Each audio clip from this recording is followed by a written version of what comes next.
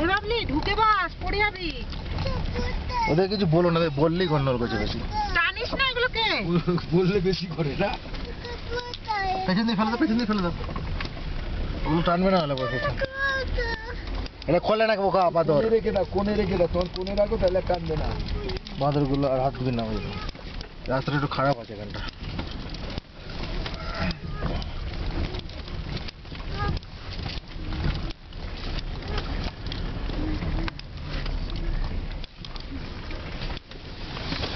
একটুখানি